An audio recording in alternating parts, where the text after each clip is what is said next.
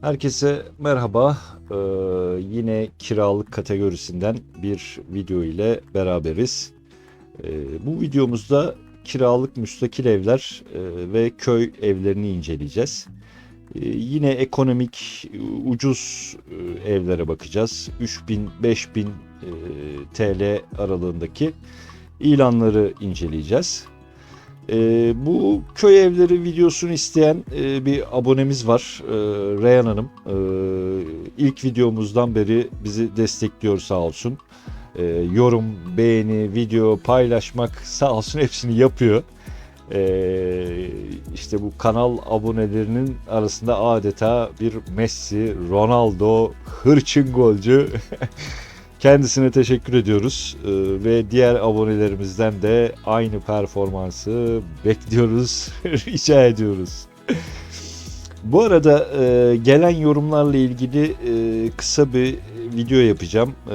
Çok güzel öneriler, eleştiriler ve destek yorumları geliyor. Hepinize ayrı ayrı çok teşekkür ederim. Diyelim ve daha fazla oyalanmadan ilk ilanımıza geçelim. İlk ilanımız 3000 TL fiyatlı Karabük merkezde 5000 Evler Mahallesi, Bahçeli Evler Mahallesi demiş. E, 5000 evler mi? 500 ev. Genelde 500 evler olur bu ama bu 5000 evler yapmış. Enflasyonda bu da artmış. İşte Bahçeli Evler Mahallesi'nde kiralık 3 artı 1 müstakil ev başlığıyla çıkmış. Karabük merkezli dediğim gibi 125 metrekare brüt bir alan var. 120 metrekare net bir alanı var. 3 artı 1 kat sayısı 2 diyor. Tam böyle müstakil değil işte 2 katlı bir ev. Yani üst katı genelde hani ev sahibi oturur ama bilemiyorum ne durumdadır, kim oturuyordur. Isıtma sobalı. Bazı kişiler için bu sobayla ısınmak çok zor gibi gelebilir ama çok zor değil. Ben aşağı yukarı 15 yıldır müstakil evlerde oturuyorum. Yani üşeniyorsanız soba yakmaya işte bunun kliması var, işte elektrik sobası var. Yani başka seçenekleri de var ama tabii ki soba bambaşka bir şey. O gümbür gümbür yanan sobanın ısısı, keyfi bambaşka bir şey. 2-3 ay bazı zorluklara katlanacaksınız. Eğer böyle bir yaşamı seviyorsanız. Balkonu var diyor. Zaten birinci kat bahçe katında. E, Başka depozito 3000 TL yazılmış. Emlak ofisinden bir ev. Açıklamaya bakalım. Aynı şeyleri yazmış. Bahçeli Evler Mahallesi'nde 2 katlı olan müstakil evlerden bahçe katı olan bir evmiş. 3 artı bir sobalı daire.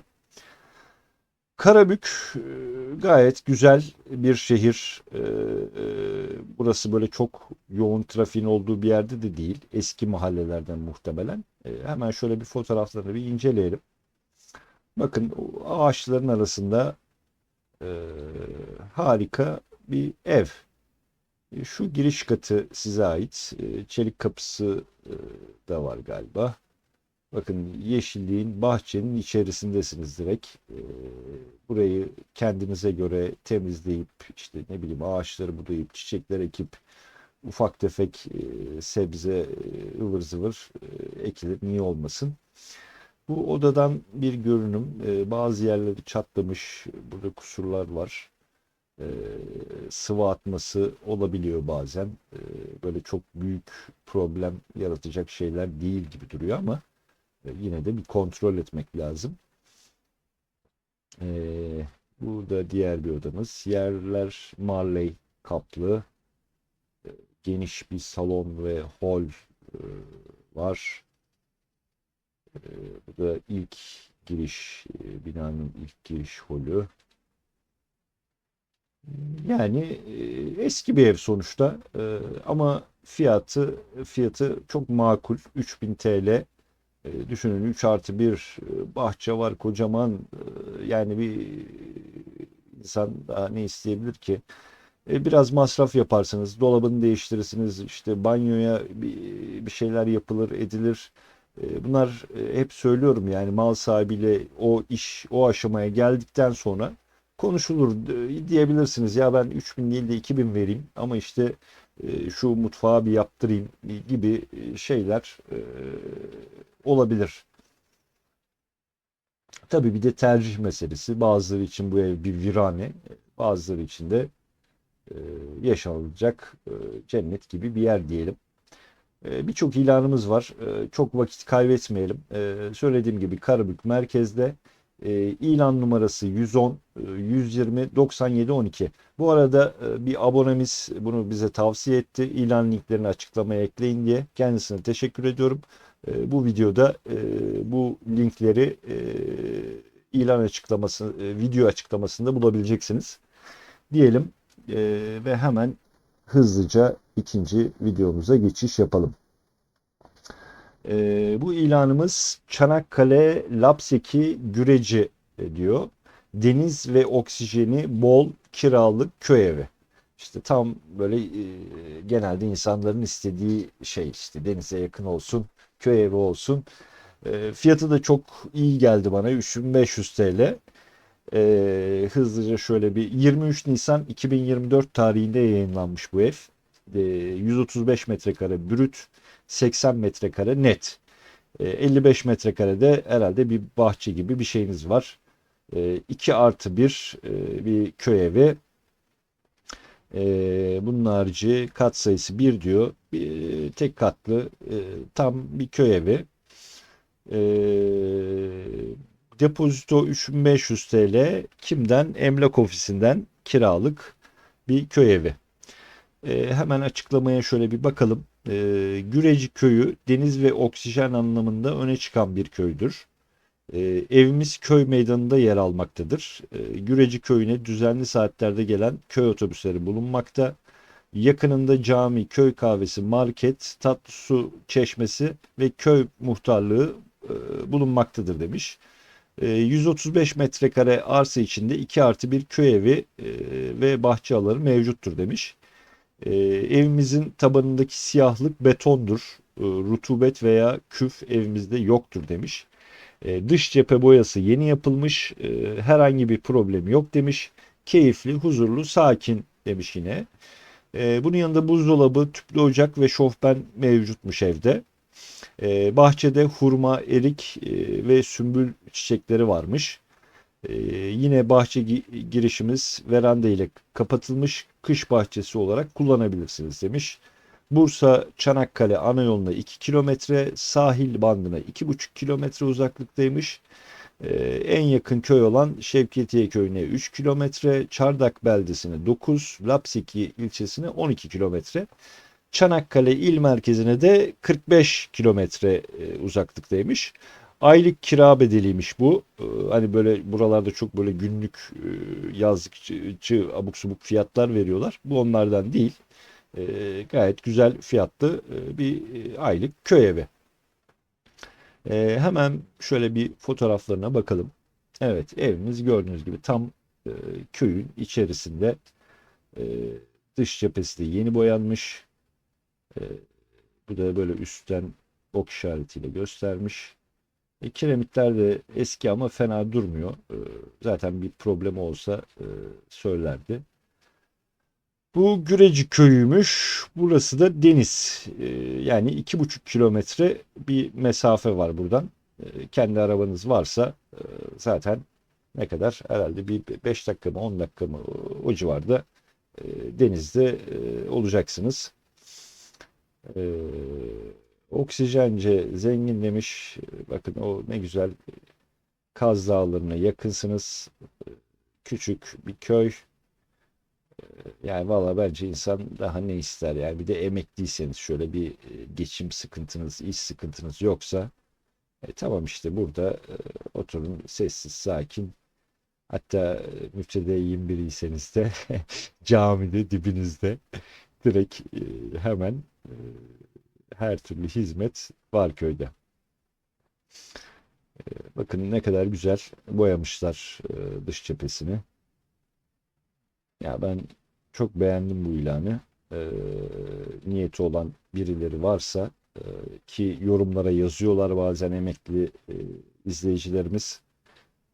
Bence bu evi kaçırmasın. En azından arasın, bir fikir alsın. Çok da güzel bir bahçeniz var görüyorsunuz. Küçük. Buraya neler neler yapılır istenirse. Evet, her şey benim için çok güzel. Ama tabii böyle lüks arayanlar için e, ideal olmayabilir. Zaten onların da bu ilanlarda pek işi olmayacaktır. Onlara yalı videolarımızı öneriyoruz. Bizde her türlü zevke karşı içerik var efendim diyoruz. Odalarda yeni boyanmış. Yerler parke ya da vesaire değil ama bir şeyler yapılır, konuşulur. Hep aynı şeyi papağan gibi tekrar etmek istemiyorum ama e, ilk önce bir mal sahibiyle görüştükten sonra e, her şey yapılır. Ve 3500 TL'ye bir köy evi denize 2,5 kilometre bu devirde çok zor diyorum. Hemen ilan numarasını ileteyim. 116 287 84 49. İlan linki açıklama videomuzun açıklama kısmında mevcut. Oradan da kontrol edebilirsiniz. Umarım izleyicilerimizden birisine denk gelir bu ilan ve mutlu mesut hayatına devam eder diyelim. Hızlıca 3. ilanımıza geçiş yapalım. Üçüncü ilanımız Afyon'da merkezde bir yer. Eski mahallelerden bir ev bu muhtemelen. İlk önce özelliklerini bir okuyalım. 9 Nisan 2024 tarihinde yayınlanmış.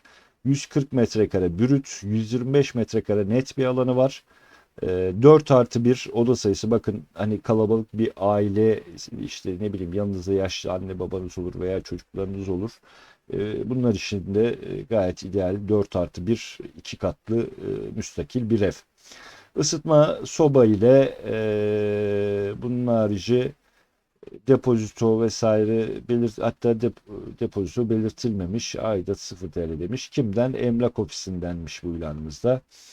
Hemen açıklamalarımıza bakalım.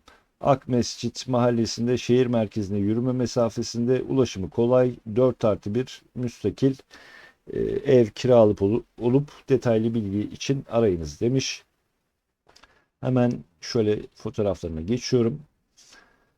Söylediğim gibi eski evlerden e, böyle buralarda çok lüks veya ne bileyim hani lüksü geçtim, daha böyle normal standartlar beklemek hata olur. Şehrin göbeğinde bir ev düşünün. E, Ona göre bir fiyatı var. Ona göre tabii ki zorlukları da var. Avantajları da var, dezavantajları da var. Eski böyle tam konak demeyeyim de o tarz işte eski yapılan binalardan. Yani birçok şey yapabilirsiniz. Bakın burada şöminesi var, süslemeleri var, gömme dolabı. Bu bazı şeyler size kalmış. Hani gelip bu düzende, bu kilimle, bu düzende oturun demiyor size kimse. Ama böyle hayal gücünüz iyiyse çok güzel, harika böyle bir köşk, konak seviyesine çekebilirsiniz. İşte görüyorsunuz banyo, tuvalet hiç göze hitap eden bir durumu yok elbette. Ama kendi elinizden geliyorsa kendiniz yapabilirsiniz. Olmadı bir usta sokup daha derli toplu bir ev haline getirebilirsiniz diyelim. Fotoğrafları da yeterince inceledik. Eski bir Afyon evi, şehir merkezinde diyor zaten. Hatta şuradan bir konuma da hızlıca bakalım. Evet, Afyon'un tam içerisinde bir yer. Daha ne kadar merkez olabilir? Bu kadar merkez yeterli. Her yere zaten 10 dakikada 15 dakikada ulaşacağınızı düşünüyorum. 200 metre mesafede okulumuz var. Otobüs durağı yine 200 metre mesafede. Yine başka bir otobüs durağı 400 metre mesafede. Afyon'da yine sakin bir şehir. Yani bir emekli için bence ideal yaşanabilir şehirlerden birisi. Ee, Diyelim. İlan numarasını ileteyim unutmadan. 114 112 50 14. Bunun da yine linki videomuzdaki açıklamada mevcut. Hemen bir başka şehrimize geçiyoruz. Evet, bu talep gören bir yer biliyorsunuz. İzmir, Çanakkale, böyle köy evlerine çok rağbet var. Bu da İzmir Torbalı Yoğurtçular Mahallesi diyor. Yoğurtçularda kiralık köy evi başlığıyla çıkmış. 1 Mayıs 2024 tarihinde yayınlanmış. 45 metrekare brüt, 40 metrekare net bir alanı var. Küçük bir yer, yani 2 kişilik çiftler için veya ne bileyim bekar birisi de olabilir. Ama böyle 3 kişi, 4 kişi zor buralarda tabii ki. 1+1 bir ev. Bunun harici kat sayısı 1. Zaten fotoğraftan da görüyorsunuz. 4000 TL'de depozito yazmış. Kimden? Emlak ofisinden. İzmir Torbalı Yoğurtçular Mahallesi'nde bir ev. Evin bazı masrafları var. Yapılıp kiradan düşürülebilir demiş. Bakın bu önemli bir şey. Ee, Mal sahibi de vicdanlı birisi. Demiş ki bunları şunları yapsın. Kiradan düşsün.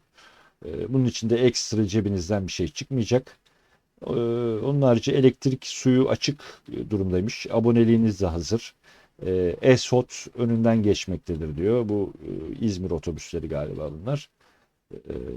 Daha ne olsun yani, başka da bir şey diyecek bir şey yok. Yoğurtçular, evet, İzmir'e biraz mesafesi var. Ama daha böyle sakin bir yaşam isteyenler için bence ideal. Fotoğraflarına geçelim hemen. Böyle çok net değil bazı fotoğraflar ama evet. Bu güzel. Ev küçük ama bakın ufak bir bahçeniz var yine. E, Zaten bahçe olmadıktan sonra müstakil ev olmasının bence çok önemi yok. Gördüğünüz gibi evin içi kaba sıvası yapılmış ve öyle bırakılmış. İşte eğer karar verirseniz mal sahibiyle konuşacaksınız. Diyeceksiniz ki ben buraya işte parke düşeceğim veya fayans düşeceğim veya minöfle düşeceğim, her neyse işte duvarları boyayacağım. Bu şu kadar şu kadar tutar. Ona göre bunu kiradan düşelim e, diye oturup konuşacaksınız. Bakın banyoda hiç bir şey yok, bir hazırlığı yok. Sadece e, kaba sıvası yapılmış ve öyle bırakılmış. Ama mal sahibi zaten açık kapıyı bırakmış. Demiş ki kardeşim gel, ona göre zevkine göre yap. Tabii şimdi böyle çok büyük paralar harcayıp işte 3 yıl boyunca kiradan düşemezsiniz ama yani bir orta yol bulunur diyeyim. E, Yani şu bahçe bile bence bu parayı vermeye yeter diyeyim. Ve daha fazla uzatmayalım. İzmir Torbalı'da. İzmir'den ev soran yine bir abonemiz vardı galiba. O da yorumlara yazmış. Bakın size gayet ideal fiyatlı bir köy evi denk gelmiş oldu. İlan numarası 117 çift 0 38 257. Videomuzdaki ilan açıklamalarından da linki var. Direkt kendiniz inceleyebilirsiniz. Bu arada bu kiralık evler çok hızlı e, tutulabiliyor. Eğer böyle güncel olarak takip etmek istiyorsanız bizi, bildirimleri mutlaka açın ki e, video yüklediğimizde size bunun haberi gelsin. Belki sizinle beraber birçok kişi izleyecek. İşte ilk davranan başka kişi olacak. O yüzden arada böyle yine kısa bir reklamımızı da yapayım diyeyim ve hemen hızlıca diğer ilanımıza geçelim. Bu Kayseri de bir evimiz. Boztepe Mahallesi, kiralık 3+1. sobalı, müstakil, geniş bahçeli bir ev ilanı başlığıyla yayınlanmış. Yani daha önce de söyledim, hep e, Batı, hep işte Ege, Antalya, işte Akdeniz olsun istemiyorum. Yani bizim birçok şehirden izleyen kişiler var. Belki bu Kayseri'ye yakın yerlerde oturan kişiler de var. Arada böyle seçenekler de olsun istiyorum. Bu yüzden ekledim. 1 Mayıs 2024 tarihinde yayınlanmış ilan. 600 metrekare brüt, 175 metrekare net alanı varmış. Açık alan 450 metrekarelikte bir bahçeniz var. Bu gayet büyük. Yani ne bileyim, işte burada tavuk besleyebilirsiniz. Ufak işte ne bileyim, keçi, koyun, niye olmasın, eğer ki bu tarz şeyleri seviyorsanız bence çok makul. 4000 TL'de çok bir şey değil. Tek katlı bir ev. Depozito 4000 TL. Kimden? Emlak ofisinden demiş. İlan detayları, detaylı bilgi için arayınız demiş. Çok bir şey iletmemiş. Bakıyoruz hemen, nerede? Boztepe bir köyü muhtemelen Kayseri'nin. Ki yani şehir merkezine yine yakın, çok uzak değilsiniz. O hiç böyle köyü falan da değil anladığım kadarıyla. Bir sürü işte ulaşım seçenekleri, okul vesaire etrafınızda gördüğünüz gibi yığılı. Yani hiç böyle bir ulaşımla ilgili bir problem yaşamayacaksınız gibi. 4000 TL dedik. Hemen fotoğraflarına bakalım. Çok fazla fotoğraf koymamış. 3 adet fotoğrafı var. E, Bu büyük bahçeyi koymuş. Bakın, güneş enerjisi de var. Bu da bir faydadır, destektir. Harika, kocaman bir bahçe. Beton dökmüşler. Ben üzülüyorum böyle komple beton dökülünce. E, Yani halbuki bir ağaçlar dikilebilir, çiçekler dikilebilirdi. Ama tabii ki artık size kalmış bir şey. Mal sahibiyle oturup detayları konuşabilirsiniz. Hatta bu evin harici, bakın şurada yine böyle bir ufak depo alanı gibi bir şey var. Camlar pimapen. Ev zaten metrekare olarak çok büyük. Yani bu da değerlendirilebilecek seçenekler arasında. İlan numarası 117 02 45 815. Ee, Emlakçıdan bir ev, dediğim gibi. Tabii ki bunların komisyonu da olacak, ama şöyle bir kaba hesap yaparsak 4000 kira, 4000 depozito, 8000, 4000 de emlakçı komisyonundasınız, 12.000 liraya kocaman bir eve geçiş yapabiliyorsunuz diyelim ve hemen bir başka ilanımıza geçelim. Bu evde yine Kastamonu merkezde bir ev. İlk önce açıklamalarını, bir özelliklerini okuyalım. 12 Nisan 2024 tarihinde yayınlanmış.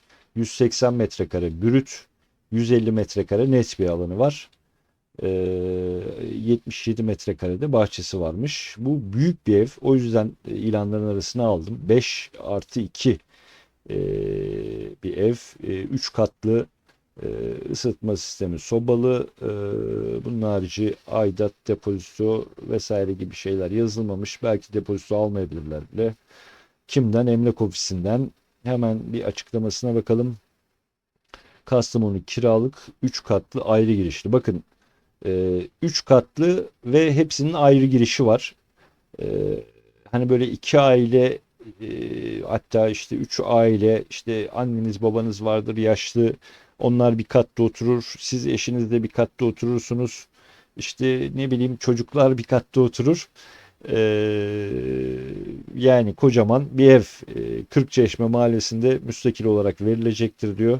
Ayrı ayrı teklifler değerlendirilmez diyor. Ee, Şöyle bir not, hemen bu çok önemli. Tadilat parası kiradan düşülecektir demiş. Bakın, bu mal sahibi de demiş ki evet, ev tadilata ihtiyacı var. Bunu yapılacak. Ona göre nedir? Kiradan düşeceksiniz. Bu karşılıklı oturup yüz yüze konuşmanıza bakar diyeyim. İlk fotoğraf böyle küçük bir fotoğraf. Çok belli olmuyor. Bakalım, hemen diğerine geçelim. İşte bakın, tam eski işte konak tarzı evlerden ahşap zemin. E, Bu mutfak galiba, burada işte şömine, eski ocak diyeyim size. Şimdi bazı izleyiciler diyebilir ya, bu ev virane, işte bu nasıl yapılır? Yani hepsi öyle bir yapılır ki yapıldıktan sonra e, siz bile ne kadar harika olmuş diyeceğiniz seviyelere gelebilir. Ama tabii uğraşmak gerekiyor. Biraz para harcamak gerekiyor. İşte eski Kastamonu semtlerinden bir yer. Merkezde yine. Yani tam burayı tabii ki hemen gördünüz, tuttuk vesaire diye bir şey olmayacak. Gidip incelersiniz, konuşursunuz. Bulunduğu alanı incelersiniz. Yani birçok etken var. Bunları değerlendirdikten sonra neden olmasın? Kocaman bahçe var. Bakın, depo alanları var. Ee, Gözünüzü korkutmasın. İşte ya bu ev işte böyle bir, hani direkt böyle bir ustaya, inşaat şirketine söylerseniz size diyeceklerdir ki bu bir ev parası tutar. Ama bu öyle değil. Ben kendim de böyle bir müstakil evde oturuyorum. Tadilatını kendim yapıyorum. Yaklaşık bir senedir, 1,5 senedir böyle yavaş yavaş yavaş yavaş bir bambaşka bir yeri çeviriyorum. Bittiğinde size de fotoğraflarını göstereceğim. Ama şu an böyle birazcık işimiz daha var.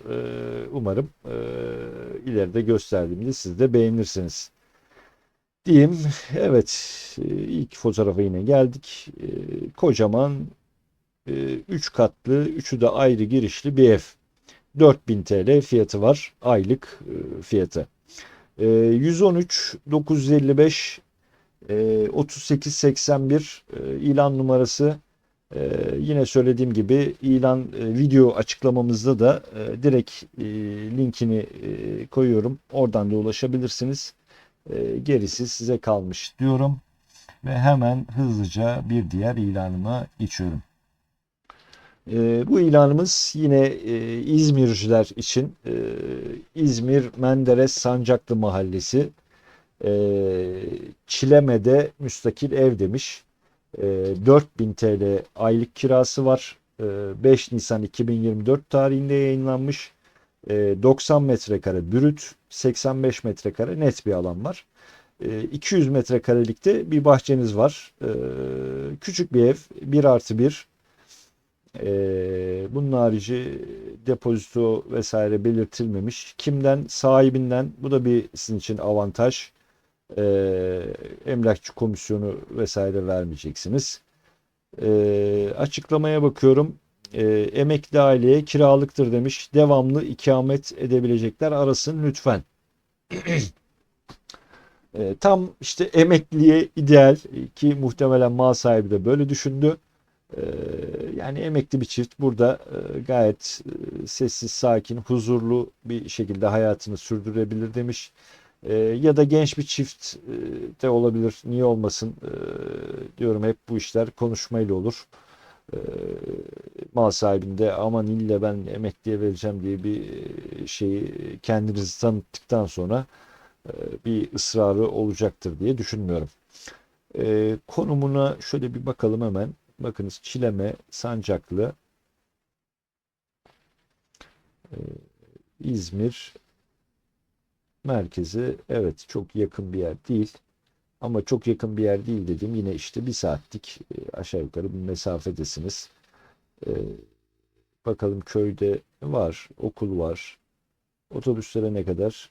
Bu otobüs durağına 5 kilometre. Muhtemelen işte bu köyden ilçeler arasında bir şey lazım. Nedir o? Bir köy minibüsü gibi bir şey lazım.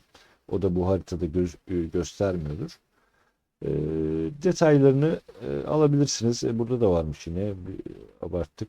Çileme, bakın, 700 metre mesafede, 650 metre mesafede. Otobüs durakları var. En yakın okul 1,58 kilometre mesafedeymiş. Şöyle bir haritadan açalım bakalım. Bu Menderes'e ne kadar mesafedeymiş? Menderes'e 10 kilometre mesafedeymişsiniz. İzmir merkeze doğru bakalım şöyle.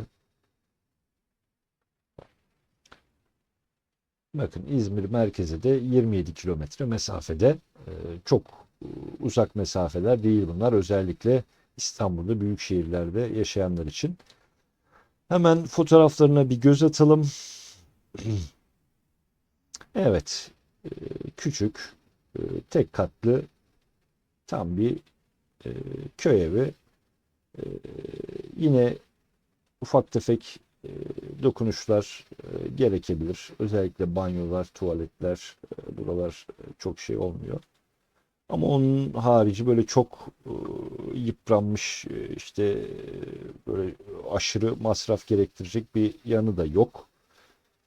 Gördüğünüz gibi mutfak dolapları yeni. İşinizi her şekilde görecek bir ev diyelim. İzmir Menderes Sancaklı Mahallesi. Mahalle diyor işte köydür muhtemelen bu. Sancaklı Mahallesi'nde 4000 TL fiyatlı aylık kiralıklı diyelim hesaplı bir evimiz diyorum. Ve hemen bir diğer ilanımıza geçiyorum. Bu evimiz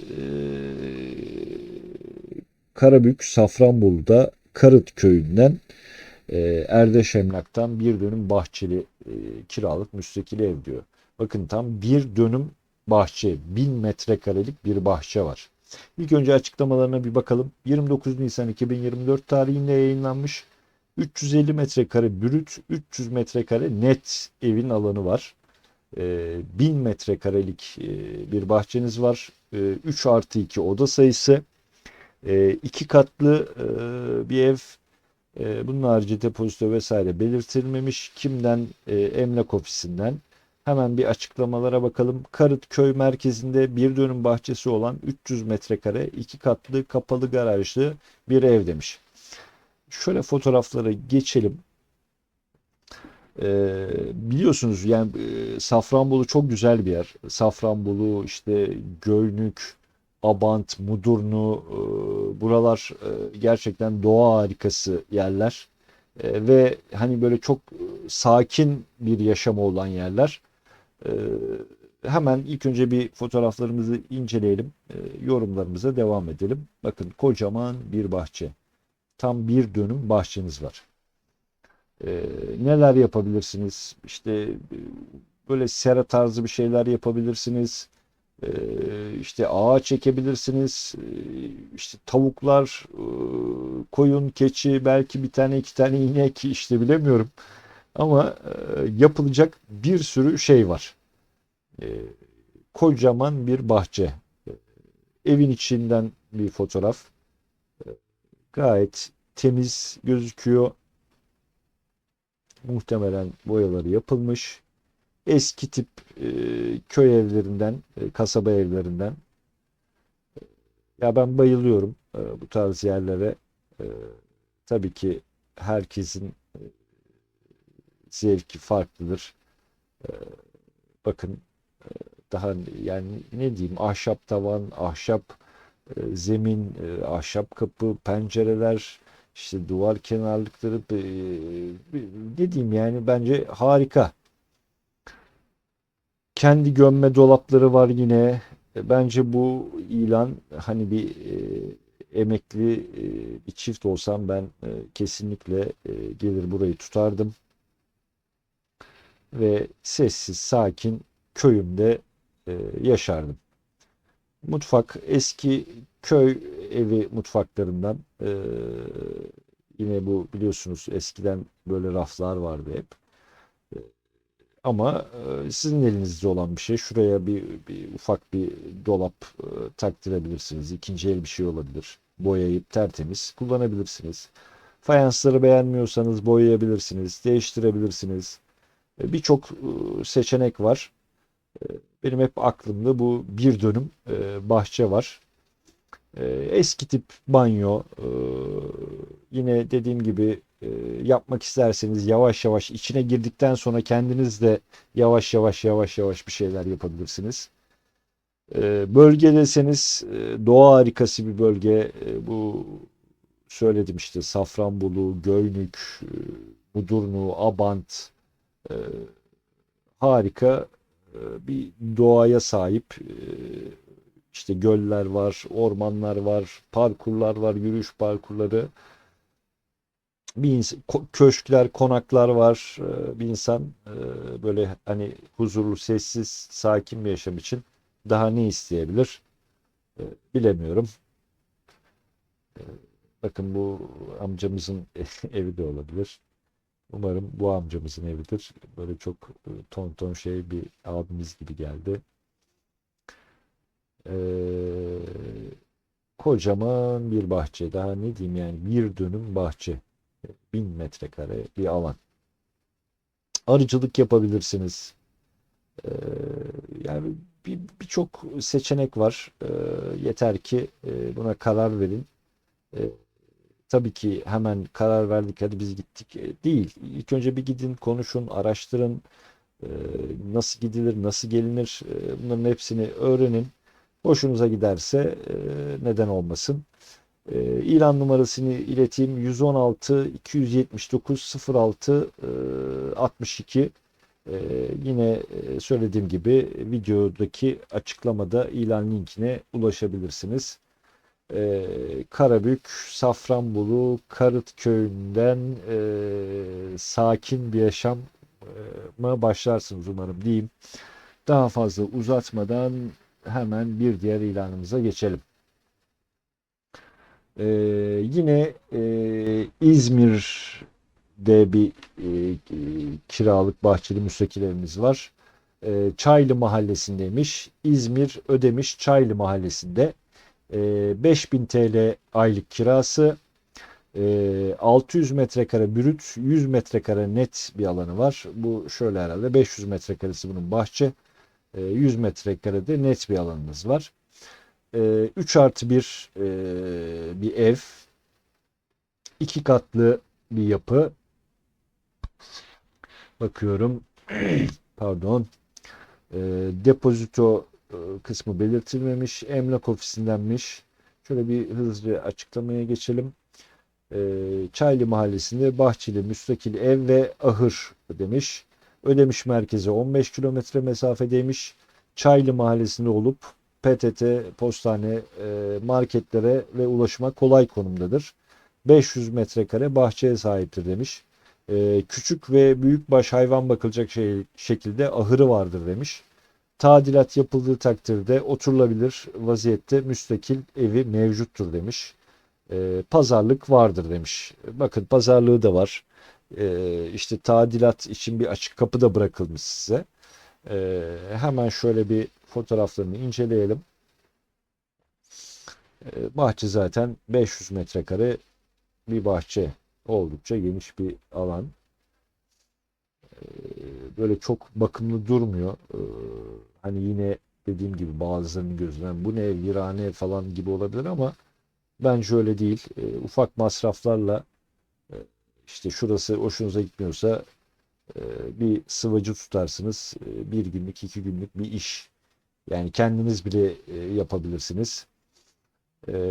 Bunun harici şöyle e, çok güzel bir yine manzaramız var bahçeye doğru. Genelde bahçeden fotoğraflar. Bu işte ahır kısmına inen bir yer galiba. Evin içerisi işte adam bunun için demiş pazarlık yapılabilir diye. Bu gözünüzü korkutmasın lütfen. E, Yani bir oturup bir usta sokarsınız. Dersiniz ki burayı ne kadara yaparsın. Pahalı gelirse kendiniz yavaş yavaş bir ucundan tutup biraz usta biraz kendiniz. E, Çatı böyle çok iyi durumda gözükmüyor ama e, yani mal sahibiyle konuştuktan sonra her şey çözülür gibime geliyor bana. Bu da yine böyle bir bahçede bir çardak gibi bir şey galiba, ona benzer bir şey ya da veranda mı diyeyim. İlan fotoğraflarımız bu kadar. 5000 TL fiyatı var. İzmir Ödemiş'te, merkeze de yakınsınız. Böyle köy kasaba yaşamı gibi bir şey. Hayvancılık yapmak istiyorsanız da ideal. Ahırı var.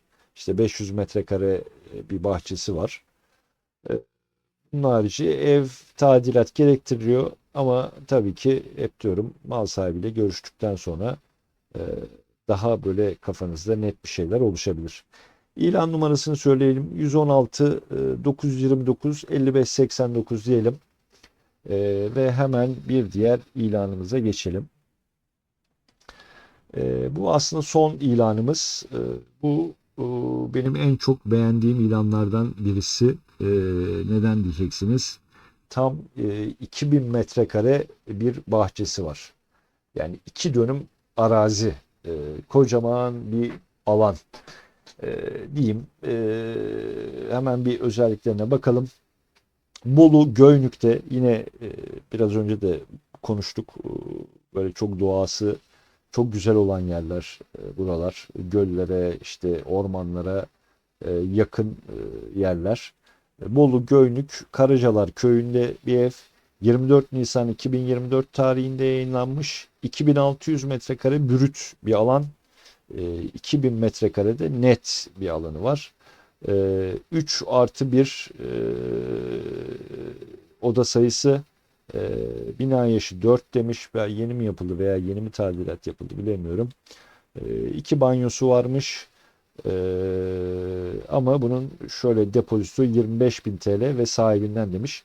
Bu aylık kirası 5.000 lira ama bunu yıllık peşin istiyor. Şimdi açıklamalarda bakacağız. Şöyle demiş: Bolu Göynük Karacalar köyünde havası güzel, oksijeni bol, yeşillikler içinde müstakil ev ve 2 dönüm arazi. 4 mevsim akan ücretsiz akarsu kaynağı, elektriği, müştemilat yeri ve bunun yanında bakın 1 yıllık yakacak odunu hazır. Temel ihtiyaçlar için her şey var. Köy merkezine yakın, konumu doğrudur demiş. Haritadan konum ve yer durumuna bakmadan aramayınız demiş.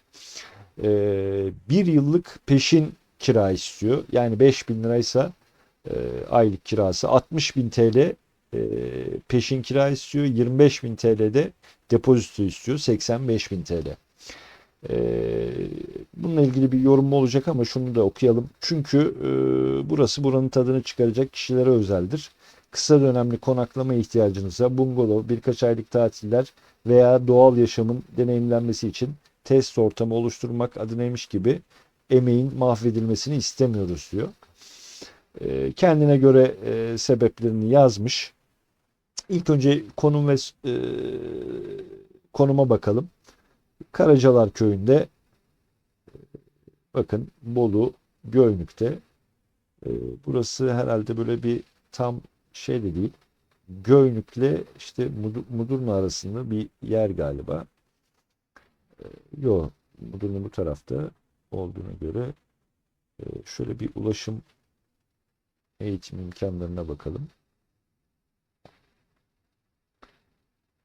Şöyle 60 600 metre ilerinizde otobüs durağı var.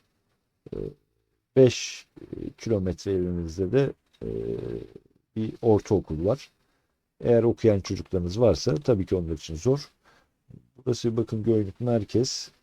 Göynük'e de 12 kilometre mesafedeymiş. Yani köy evi. Ama şimdi yorumuma geçeyim. Yani 2000 metrekare gerçekten çok büyük bir alan. Eğer ki böyle bir ciddi profesyonel olarak, yani profesyonel demeyeyim de ufak çaplı bir hayvancılık, işte ne bileyim böyle tarım vesaireyle uğraşmak isteyen insanlar için bence gerçekten çok ideal. Yani 2 dönüm bir yer veriyor size, müstakil bir ev veriyor. Tamam köyün içindesiniz ama yani sonuçta bu da bir şey değil, yani 5.000 TL aylık kira yıllıktan böldükten sonra bir şey değil. Tabii ki herkesin bütçesi bunu karşılamayabilir. Buna bir şey diyemem. 60.000 TL kira 25'te depozit 85.000 TL gibi baştan verilecek peşin bir para var. Ama hani aya böldüğünüzde bence bu çok çok ideal bir yer. Yani sadece dediğim gibi ev olarak düşünmeyin. 2 dönümde size bir işte artık neredeyse bir bahçe değil de tarla veriyor. Orayı ekin, biçin, hayvancılık yapın. 1000 tane seçenek var diyeyim. Şöyle fotoğraflarına bakalım. İşte klasik köy evi ama bunun şöyle bir şey var. Bu yapılmış, içi parke, duvarlar boyanmış. Bakın işte koridor, hol, fayans yapılmış. E, Yani içine masraf yapılmış. Aşağı yukarı neredeyse hazır halde bir ev alacaksınız. Böyle ufak bir verandanız var. E, Ufak bildiğiniz bir ya ufak değil de bir köy evi diyeyim yani. Çok fazla detay yok ama işte görebildiğimiz kadarıyla yerler parke, fayans, duvarları boyalı, aşağı yukarı her şeyi hazır bir halde masraf etmeden gireceğiniz bir yer. Bahçeden çok fotoğraf koymamış ama zaten ilanda belirtmiş. Şu bakın böyle belli oluyor. Kocaman bir alan. 2000 metrekare, 2 dönüm bir yer. Yani ben böyle bir hayvancılık vesaire gibi bir şey düşünseydim gerçekten burayı kaçırmazdım. E, Aylık 5000 TL'ye hani ne bileyim İstanbul'da, Ankara'da, şurada burada hani kümes bile tutmanız çok zor. İşte emekli olabilirsiniz veya dediğim gibi bir çift olursunuz böyle ufak birikmiş paranız vardır. Bu tarz işlere girmek istiyorsunuzdur. E, Gayet ideal, hatta belli böyle biraz paranız varsa ben burayı bir değil 2 yıllık, 3 yıllık, 4 yıllık, 5 yıllık kapatıp kafam rahat bir şekilde burada işime bakardım diye düşünüyorum. Bunun harici bu son ilanımızdı. Kiralık müstakil evler ve köy evleri talep görüyordu, isteniyordu. Yine Reyhan Hanım'a selamlarımızı yollayalım. Bu video onun içinde olmuş olsun. Ee, Kanalımız şu an yani YouTube algoritması ilginç bir şey. Bazı videolar gerçekten iyi izleniyor. Bir tane video, açıkçası bir tane video iyi izlendi. Diğerlerinin çok düşük izlenmesi var. Umarım böyle biraz daha ilerleriz bu konuda. Şimdilik böyle sabırla video yapmaya, çalışmaya devam ediyoruz. İzlediğiniz için teşekkür ederim. Beğendiyseniz lütfen beğenmeyi unutmayın. Yorumlar, beğeniler bize destek oluyor. Tekrar teşekkürler diyeyim ve hoşça kalın diyorum.